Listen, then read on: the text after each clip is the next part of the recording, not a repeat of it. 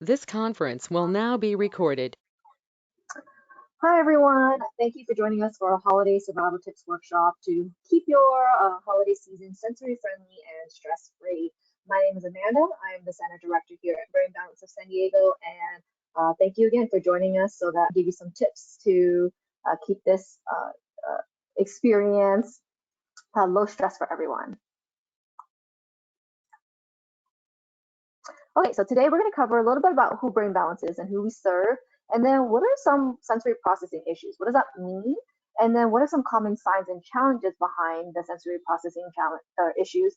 And then what are some holiday triggers? That's why you're on this workshop. And what are the tips to help you get through the holidays? And then how Brain Balance might be able to help you further as needed as well. So who's Brain Balance? So Brain Balance is in Carmel Mountain, and we work with currently kids age 4 to 24 with an adult program soon to roll out. But basically, those who are developmentally delayed, whether or not you have a diagnosis in academic, social, or behavioral challenges. So perhaps your child may struggle with attention and focus or have ADHD. Maybe they have some learning disorders like dyslexia. We have quite a few kids with that challenge here at the center. Processing disorders, of course, which we'll talk about more later on. Maybe your child has autism or Asperger's syndrome, some sensory integration challenges, maybe defiance issues, maybe some issues connecting with peers, maybe they have frequent meltdowns. But again, we work with a wide array of challenges because in the end, the root of what we do is help you understand what's going on a foundational level and help you create that foundation for success. So we don't just put a band-aid on the symptoms, we really try to help you understand what's going on. And so the big question now is, what is sensory processing? Sensory processing challenges affect quite a few individuals. Oftentimes we see that in kids with autism and even ADHD, but really there's whether or not you have a diagnosis, again, you might have a sensitivity. And so what it means is you might have a difficulty with organizing responding to stimuli through your senses, right? Taste, touch, hearing, smell, etc. And your child may be oversensitive to that sensory input, or they might be undersensitive, or both, a combination. We're going to talk about that next of what that looks like, okay? And oftentimes these sensory issues can be labeled as sensory processing disorder or even sensory integration dysfunction. And it impacts your life, of course, right? Because we take in the world around us through our senses. It's the whole point. And when there's a disconnect there, a challenge there, of course it's going to affect our well-being. Some other signs I wanted to mention that um, folks don't talk about as often, but definitely affect our processing of the world too, is interoception, which is how you understand and feel what's going on in your body. So kids who have challenges there may have trouble um, potty training. We see that a lot, especially not just with the younger kids, but older kids who wet the bed regularly, or even have an unexpected threshold for pain. There's also a lot of body awareness challenges or proprioception. That's something we work on quite a bit here in the center, and spatial orientation challenges too, like your vestibular, internal GPS essentially, that may affect how you connect and orient yourself around others. And maybe you see that challenge even on the playground too, how they interact with the playground equipment, I should say, not just the kids. So what does that look like? So here are some common signs and challenges. If your child is hypersensitive, oversensitive to stimuli, they're going to probably react by avoiding those triggers, right? So maybe they're sensitive to loud noises. Oftentimes, kids who are uh, nervous with the fan in the bath is pretty common, or just loud noises at parties. So they may prefer quieter spaces. Maybe they're sensitive to touch, especially surprise touch, and they don't want hugs, right? They just want to avoid touch.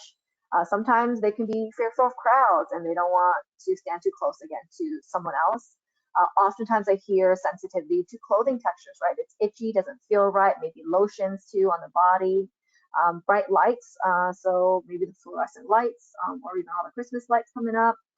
Sensitive to smells, I hear that a lot, and even they may have a strong reaction to the texture of foods. Other signs may be an issue with poor balance, so again, that proprioception awareness we talked about, to having a fear of climbing and swings and playground equipment if they have those other sensory challenges that we mentioned on the previous slide. Now, your child also may be hyposensitive. Remember, they can have both, and depends on what's going on. If they're hyposensitive, so understimulated, they may want to seek that sensory input.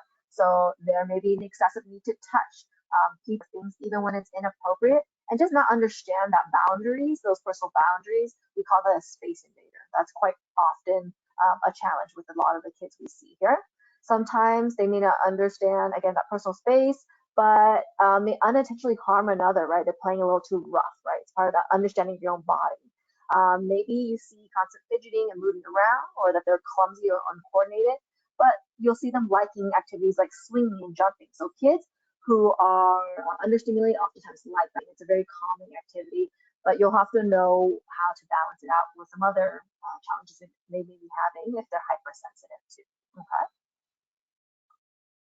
So why? The question is, why do these challenges happen? And so the basis of what brain balance does is help you understand that our brain is connected in so many different ways, and those connections between the different regions of the brain are essential to allow us to function at our best. And when we see a disconnection, and sometimes it manifests in ways like us struggling with learning or making friends or controlling our emotions or these sensory challenges that we just discussed, we know that we can do more for them though. It's not just something you're stuck with. So when there is an imbalance in the brain, and you can learn that more with an assessment like ours, then we can do something about it. All right. So there is good news. Whatever the challenge may be with those connections in those underdeveloped regions of the brain as well, we can change it, and you can support them along that path. Okay. A lot of it, by the way, is through your through sensory input. And so the basis of our program is sensory motor exercises and stimulations and coaching both the parent and the student, as well as nutrition, to help with those brain connections get stronger and rewire even in the brain. So when it comes to the holiday season, there's a lot of sensory input. Okay, so my question to you is, what are you excited about during the holiday season, and what do you enjoy? So think about that, right? Oftentimes it is a favorite time of year. And for me, I can answer that as a lot of the holiday lights. I do enjoy how people decorate and really how it brings everyone together. Um, and some other folks have answered with the food, or the gatherings, or just time off, just a time to rest a little bit. But we also know a lot of families are struggling, or who actually see this time of year as a struggle and is stressful. And so, what are you worried about, and what do you dread? Right? There's a lot of great positives during the holiday season, but for families with kids who are struggling with sensory processing challenges, it's not always so fun for them.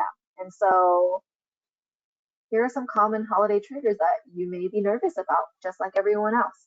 So maybe changes to schedule, all your activities, or even a sleep schedule. Bright twinkling lights that I love, but not so fun for others. The colors and decor may be a little much.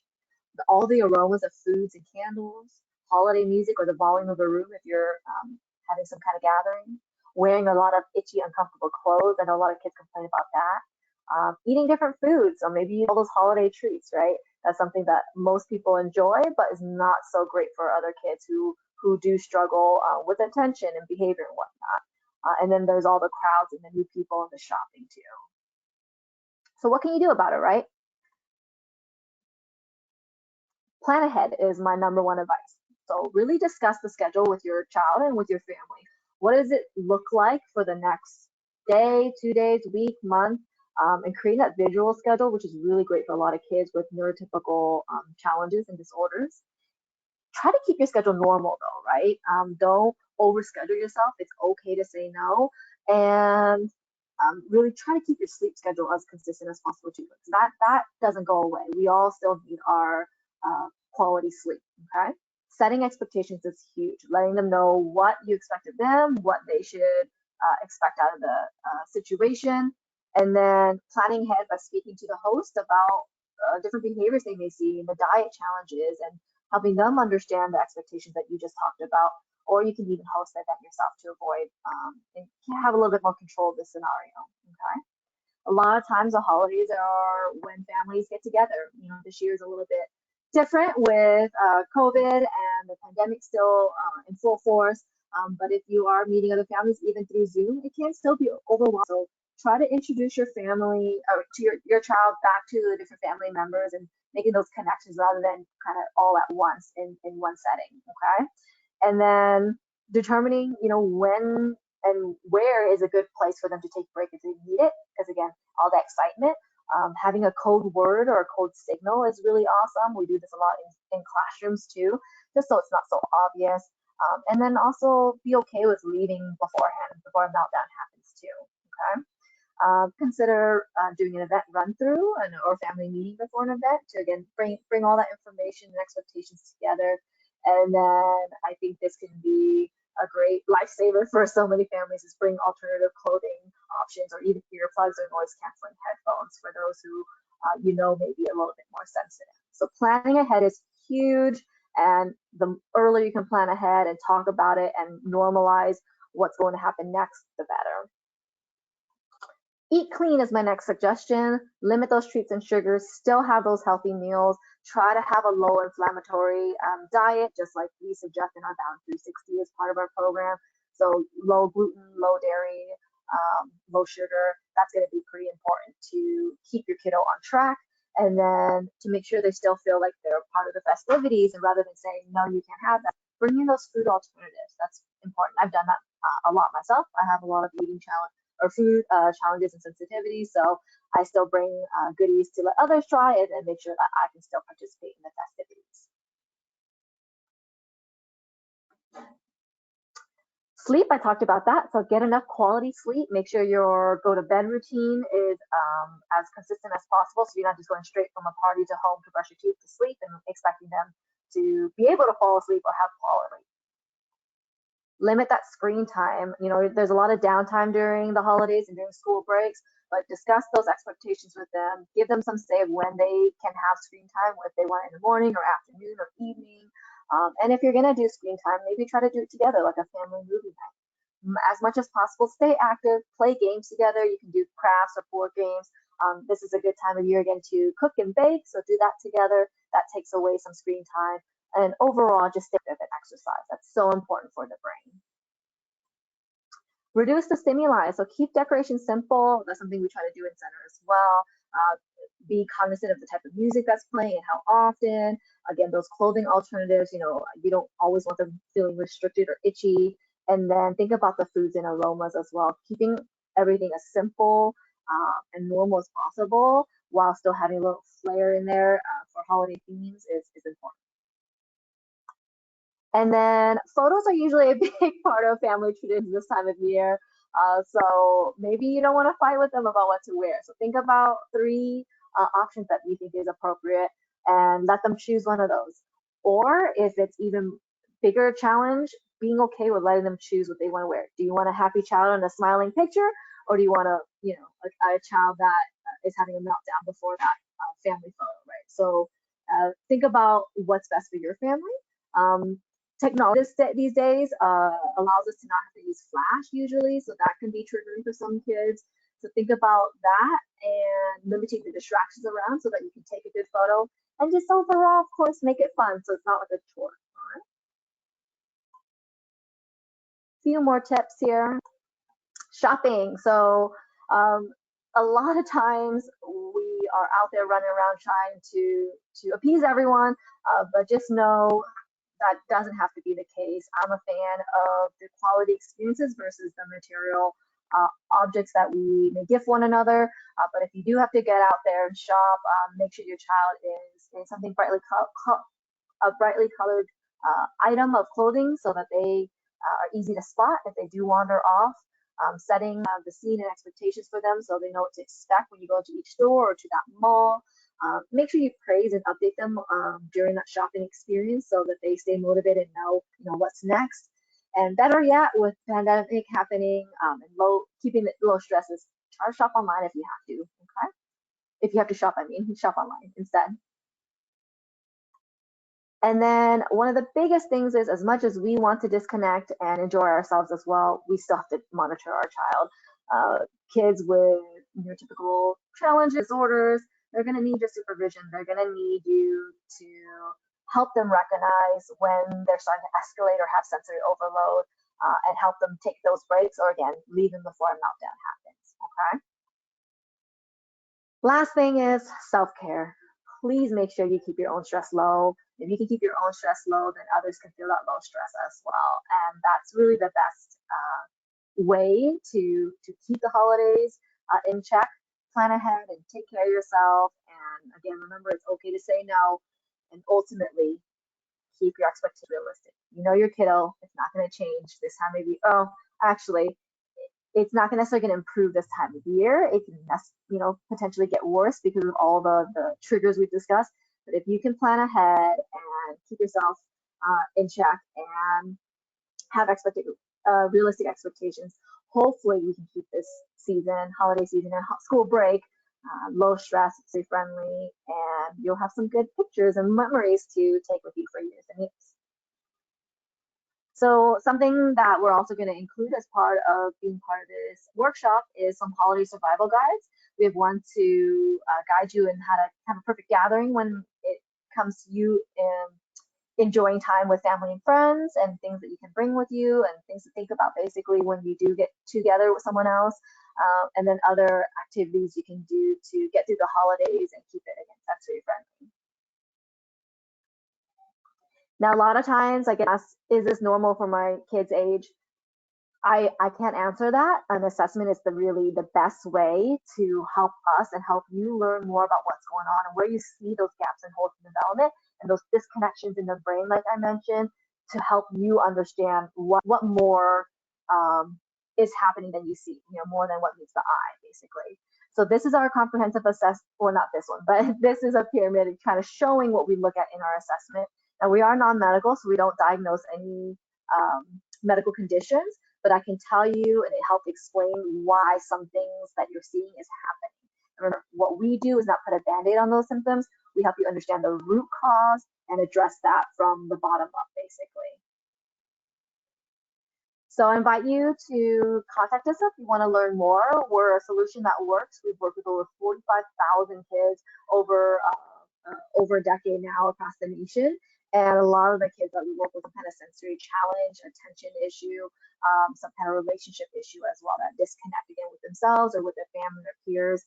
And so give us a call, let us know what's going on. We can assist you, whether it's additional tips or if you're interested in getting an assessment with us.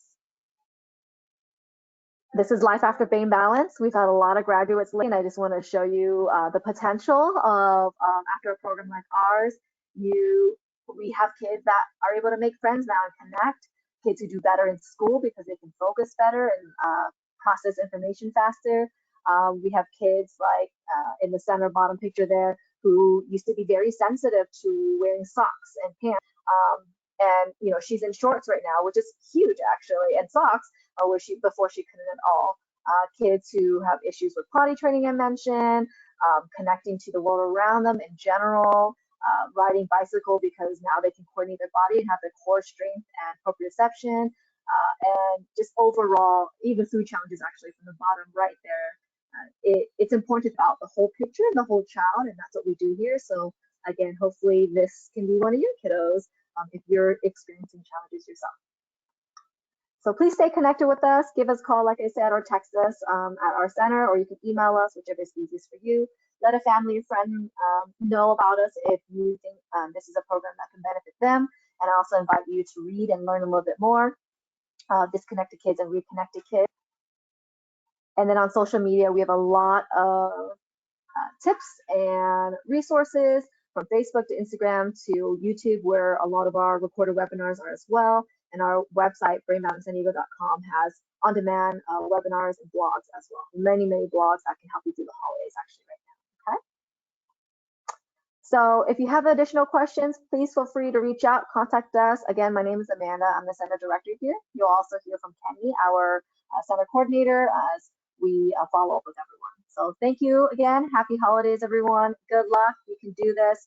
And we're here for you.